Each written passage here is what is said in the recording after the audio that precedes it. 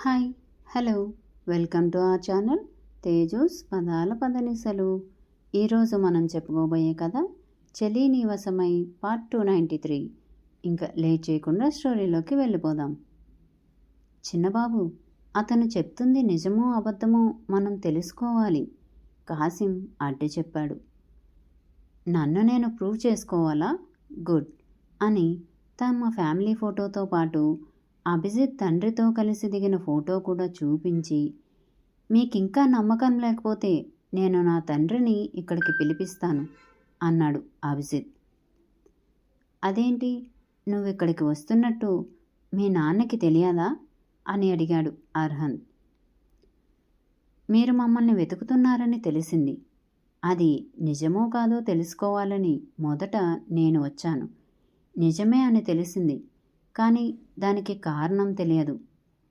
నాన్నకి రీసెంట్గా heart attack వచ్చింది. ప్రజెంట్ అన్నయ్య దగ్గర ఉంటున్నాడు. అన్నయ్య వాళ్ళు యూఎస్లో ఉంటున్నారు. మీ గురించి చెప్పి నాన్నకి అనవసరంగా హోప్స్ పెంచాలని నేను అనుకోవటం లేదు. ముందు నేను వచ్చి నిజానిజాలు తెలుసుకోవాలని అనుకున్నాను. అందుకే నేను ఒక్కడినే వచ్చాను అని చెప్పాడు అభిజిత్. అమ్మా, ఈ ఫొటోస్లో ఉన్నది మీ అన్నయ్యనా? తల్లిని అడిగాడు అర్హంత్. అవునన్నట్టుగా తల ఊపింది ఆవిడ, నిజంగా తన కళ్ళ ముందు ఉన్నదాన్ని ఇంకా నమ్మలేక. ఇంకా ఈయన మా తాతయ్య. చిన్నప్పుడు అత్త గురించి చాలా చెప్పేవాడు. నేను కాస్త గట్టిగా అరిచినా మీ అత్త లక్షణాలు ఒక్కరికీ రాలేదురా. నా కూతురు బంగారం, ఎంత ఓర్పుగా ఉంటుందో అని తెగ చెప్పేవారు. చివరి రోజుల్లో కూడా అత్త గురించి కలవరిస్తూనే మాకు దూరమయ్యారు. బట్ నాన్నకి మాత్రం చాలా కోపం, అత్త ఒక్కసారి కూడా రాలేదని. మళ్ళీ ఆయనే వచ్చే పరిస్థితుల్లో లేదు అని బాధపడుతూ ఉండేవారు. రావాలని మాత్రం చాలా కోరుకున్నారు, ఇప్పటికీ కోరుకుంటున్నారు కూడా అని చెప్పాడు అభిజిత్ బాధగా.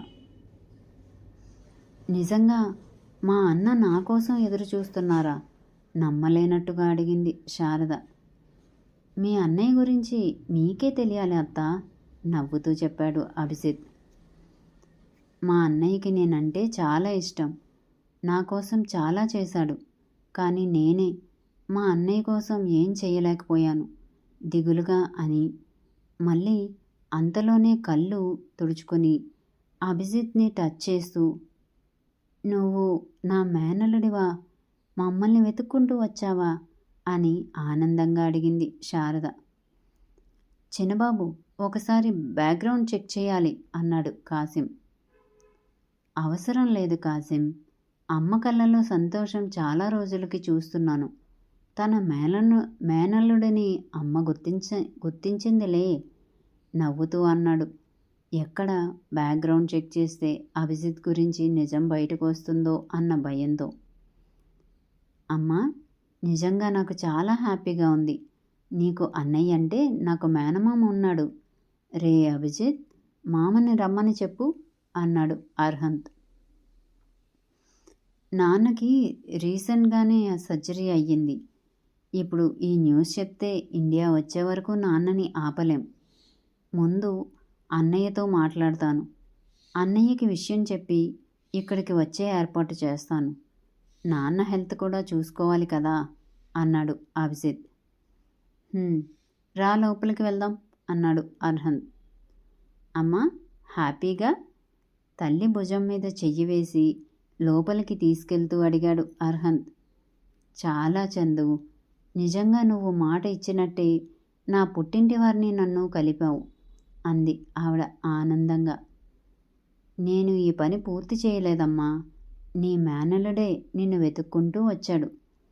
అయినా నువ్వెప్పుడు అడిగావమ్మా నన్ను అని అడిగాడు ఏదో గుర్తొచ్చినట్టు. నేను అడిగి చాలా నెలలు అయ్యింది అర్హంత్.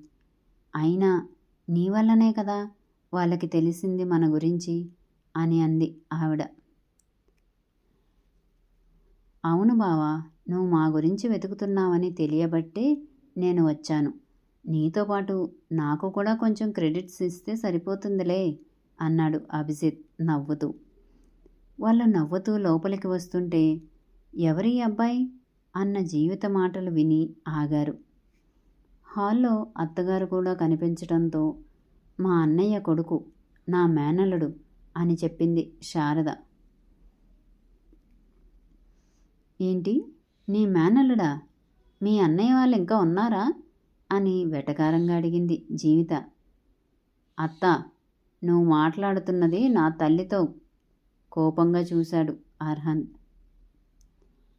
అది కాదు అర్హన్, అప్పట్లో వాళ్ళు బిజినెస్ ఏదో దెబ్బతిన్నది, వాళ్ళు ఉన్న ఊరు నుండి కూడా వెళ్ళిపోయారని చెప్పుకున్నారు, అందుకే అలా అడిగాను అంది కవర్ చేసుకుంటూ. ఊరు మారినా మా కాళ్ళ మీద మేము నిలబడ్డామండి. ఆ భగవంతుడి దయ వల్ల ఉండడానికి, తినటానికి, మేం సంతోషంగా లైఫ్ లీడ్ చేయడానికి కావలసినంత బాగానే సంపాదించుకున్నాం. పక్క వాళ్ళ మీద ఆధారపడకూడదని మా తాతయ్య చిన్నప్పటి నుండి మాకు చెప్పేవారులేండి. ఇప్పుడు కూడా కేవలం మా అత్త కోసం మాత్రమే ఇక్కడికి వచ్చాను. అది కూడా మా గురించి వెతుకుతున్నారని తెలిసి మా అత్త మీద ప్రేమతో వచ్చాం అని జీవిత మొహం వాచేలా సమాధానం చెప్పాడు అభిజిత్. అప్పుడే స్వీటీ వచ్చింది అక్కడికి. తనని చూడగానే అభిజిత్ కళ్ళు ముడుచుకున్నాయి. వెంటనే తన ఫీలింగ్స్ కంట్రోల్ చేసుకుని, అత్త, మావయ్య ఎక్కడా అని అడిగాడు.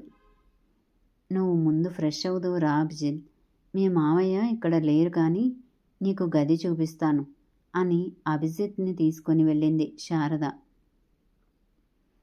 అత్త, అమ్మ విషయంలో ప్రతిసారి మీరు నోరు జారటం నాకు నచ్చటం లేదు. ఇంకోసారి రిపీట్ అవ్వకుండా చూసుకోండి అన్నాడు అర్హన్. అభి వాళ్ళ మాటలు పట్టించుకోకు, నువ్వు ఫ్రెష్ అయ్యిరా అంది శారద. వాళ్ళ గురించి నాకు తెలుసులే అత్త, నువ్వు వరీ అవ్వకు అన్నాడు అభి నవ్వుతూ. ఆవిడ బయటకు వచ్చి, మీకు నా మేనల్లుడు ఇంట్లో ఉండడం ఇష్టం లేకపోతే చెప్పండి, ఇక్కడ నుండి పంపించేస్తాను. అంతేగాని ఇష్టం వచ్చినట్టు మాట్లాడితే మాత్రం సహించేది లేదు. ఒకసారి మీ వల్లనే వాళ్ళని కోల్పోయాను, మరోసారి నా పుట్టింటికి దూరం అవ్వాలని నేను అనుకోవటం లేదు అని గంభీరంగా చెప్పింది శారద. అంటే ఏంటి శారద, నిన్ను మీ పుట్టింటికి మేమే దూరం చేశామా? కాస్త కోపంగానే అడిగింది జీవిత, తల్లి చేసే సైగలు పట్టించుకోకుండా. నిజమైతే అదే కదా, ఒకటి అంటాను, తప్పుగా అనుకోకండి వదనా. మీరు మీ అమ్మని వదలలేకే కదా ఇల్లరికం సంబంధం చేసుకుంది. అదే మీరు బయటకు వెళ్తే రేపటి రోజున మాకు ఏదైనా కష్టం వస్తే నా తల్లి, నా అన్న అని మీరు ఆలోచించేవారు కాదా? నేను అలానే నా పుట్టింటి గురించి ఆలోచించాను. మీ సాయం కూడా అడగలేదు. నా నగలు తాకట్టు పెట్టి వాళ్ళకి సాయం చేస్తాను అన్నాను. ఆ రోజు మీరన్న మాటలని నేను ఇప్పటికీ మర్చిపోలేను. ఏం, మీకు మాత్రమే పుట్టింటి మీద ఆపేక్ష ఉంటుందా? మీరు మాత్రం మీ అమ్మని, అన్నని వదిలి ఉండలేరు. ఆఖరికి మీ కూతురిని కూడా మీ పుట్టింటికే కోడలిని చేయాలని చూస్తున్నారు. ఏం, మరి నేను కూడా మీలాంటి ఆడపిల్లనే కదా, నాకు నా పుట్టింటి మీద ఆశ ఉంటుంది కదా అని వాళ్ళని కోపంగా చూస్తూ, లెక్క ప్రకారం చూసుకుంటే మీకన్నా ఎక్కువ ఈ ఇంట్లో నాకే హక్కు ఉంటుంది. మీరు ఈ ఇంటికి కూతురు మాత్రమే, కానీ నేను కోడలని. నా ఇష్టాలను చంపుకొని బ్రతకాల్సిన అవసరం నాకు లేదు. మీకు కష్టంగా ఉంటే మీ దారి మీరు చూసుకోండి.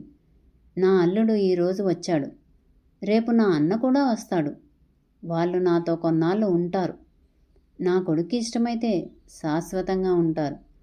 మీరు ఎలా ఉన్నారో అలానే. ఒక్కో వర్డ్ని స్ట్రెస్ చేసి మరీ ధైర్యంగా చెప్పింది శారద. ఆవిడ ఆలోచన ఒక్కటే, ఇదంతా చూసి వాళ్ళు రియాక్ట్ అయితే అర్హన్కి వాళ్ళ గురించి తెలుస్తుంది. వాళ్ళు చెప్పేది వేదం అన్నట్టుగా ప్రతిదీ ఇష్టం లేకపోయినా చెయ్యాలి అన్న ఆలోచన మార్చుకుంటాడు అని. అర్హన్ మనసులో ఏముందో ఆవిడకు తెలియదు కాబట్టి తన ప్రయత్నం తను చేస్తుంది శారద. అంటే వాళ్ళు నేను ఒకటేనా అని కోపంగా అడిగింది జీవిత. నువ్వు మీ అన్నయ్యకి ఎక్కువేమో, నాకు నా అన్నయ్య ఎక్కువ, తగ్గకుండా సమాధానం చెప్పింది శారద. అమ్మా, చూసావా ఎలా మాట్లాడుతుందో నీ కోడలు? కోపంగా ఎప్పటిలా తల్లికి కంప్లైంట్ ఇచ్చింది జీవిత. జీవిత, నీకు ఆవేశం ఎక్కువ అవుతుంది కానీ ఆలోచన కాస్త కూడా లేదు కదా? శారద మాటల్లో తప్పేముంది? తనకి ఉంటుంది కదా తన పుట్టింటికి వెళ్ళాలి అని. అప్పట్లో ఏదో జరిగిపోయింది, ఇప్పుడు కూడా దాన్నే పట్టుకొని వేలాడడం ఏం బాలేదు. ఇన్నాళ్ళకి వాళ్ళు వస్తే నువ్వు అలా మాట్లాడడం ఏం బాలేదు. శారద ఈ ఇంటి కోడలన్న విషయం నువ్వు మర్చిపోకు. ప్రతిసారి తనతో అలా మాట్లాడడం బాలేదు. ఇప్పుడు తను నీకు వదిన మాత్రమే కాదు, నీ కూతురికి అత్తగారు కూడా. ఆడపిల్ల తల్లివి, నువ్వు తగ్గి ఉండటం చాలా మంచిది అని అంతర్లీనంగా పెళ్ళి జరిగే వరకు తగ్గి ఉండు అని హింటిచ్చింది రాజేశ్వరి. తల్లి హింట్ని అర్థం చేసుకుని సైలెంట్ అయిపోయింది జీవిత. శారద నవ్వుకుంటూ కిచెన్లోకి వెళ్ళింది. బ్రేక్ఫాస్ట్ టైంకి బయటకు వచ్చాడు అభిజిత్. రూమ్ ముందు ఉన్నాడు అర్హన్. హాయ్ బావా అన్నాడు అభిజిత్. నీకు స్వీటీ తెలుసా అని అడిగాడు అర్హన్ సూటిగా. స్వీటీ అంటే నిహారిక అని అనుమానంగా అడిగాడు అభిజిత్. అవును అన్నాడు అర్హన్. మీరు మెమొరీ లాస్ అయ్యారు అన్నారు, కానీ బై బర్త్ వచ్చిన తెలివిని మాత్రం మిస్ అవ్వలేదు. మేబీ ఇంకా ఎక్కువైనట్టు ఉంది నవ్వుతూ అన్నాడు అభిజిత్. మ్యాటర్ చెప్పు అన్నాడు అర్హన్. తెలియదు కానీ ఒకసారి యూఎస్లో చూశాను. ఇలా అయితే కాదు. అండ్ మీ ఫ్యామిలీ గురించి నాకు తెలుసు కాబట్టి నేను చూసింది తననా కాదా అన్నది తెలుసుకోవాలి. క్లారిటీ లేదు బావా, వచ్చాక చెప్తాను అన్నాడు అభిజిత్. అమ్మ నువ్వు చెప్పింది నిజమని నమ్ముతుంది. నిజంగా మా అమ్మ వాళ్ళ అన్నయ్య ఫ్యామిలీ ఎక్కడ ఉన్నారో తెలుసుకుంటావా అని అడిగాడు అర్హన్. ఖచ్చితంగా బావా అని నవ్వుతూ చెప్పి, నేను బ్రేక్ఫాస్ట్ అయ్యాక బయటకు వెళ్ళాలని అనుకుంటున్నాను. వెంటనే అంటే అత్త ఏమనుకుంటారో కదా, కానీ మనకి టైం ఎక్కువ లేదు కదా. మీ గురించి ఇంకా నేను చాలా తెలుసుకోవాలి అన్నాడు అభిజిత్. నాకు బయటకు వెళ్ళే పని ఉంది, నాతో పాటు రా అన్నాడు అర్హన్. వాళ్ళు డైనింగ్ దగ్గరకు రావటం చూసిన జీవిత ఫేస్ మాడిపోయింది. అయినా తల్లి హెచ్చరిక గుర్తించుకొని సైలెంట్గా ఉంది. శారద అర్హన్తో పాటు మేనల్లుడికి కూడా కొసరి కొసరి వడ్డించింది. అత్త, నిజంగా నాన్న చెప్పినట్టు నీ చేతి వంట అమృతం. ఇప్పటికీ అమ్మతో ఎప్పుడూ అంటూనే ఉంటారు నా చెల్లి వంట అద్భుతం అని. ఎప్పుడు వాళ్ళకి ఫైట్ కూడా అవుతుంది నవ్వుతూ చెప్పాడు అభిజిత్. శారద కళ్ళు చెమ్మగిల్లాయి, కానీ బయటకు చూపించకుండా కంట్రోల్ చేసుకుని కడుపు నిండా తిను అభి అని మరోసారి వడ్డిస్తుంటే, అత్త మధ్యాహ్నానికి గ్యాప్ ఇవ్వండి, ఇప్పుడే నా పొట్ట నింపేస్తే ఎలా నవ్వుతూ అన్నాడు అభిజిత్. అమ్మ, మనం హాస్పిటల్కి వెళ్ళాలి ఈరోజు అన్నాడు అర్హన్. తలనొప్పిగా ఏమైనా ఉందా చందు? ఆవిడ కంగారుగా అడిగారు. లేదుమా, ఈరోజు స్కాన్ ఒకటి ఉంది అన్నాడు. అయ్యో మర్చిపోయాను కన్నా, రూప ఫోన్ కూడా చేసింది నిన్న, ఈ హడావుడిలో మర్చిపోయాను అన్నారు ఆవిడ. ఏం పర్లేదులే అమ్మా, రిపోర్ట్స్ నేను చూస్తున్నాను కదా, నాకు గుర్తుంది అన్నాడు అర్హన్. నీకోసం సిటీ నుండి ఒక డాక్టర్ వస్తున్నారు అర్హన్, నేను కూడా వస్తాను అంది రాజేశ్వరి. మరి ఏం జరుగుతుందంటారు? తెలుసుకుందాం మరో అప్డేట్లో. ఈ అప్డేట్పై మీ కామెంట్స్ తప్పక తెలియజేస్తారు కదూ. Thank you friends. మా వీడియో కనుక మీకు నచ్చినట్టయితే లైక్ చేయండి, కామెంట్ చేయండి, సబ్స్క్రైబ్ చేయండి, బెల్ కొట్టండి.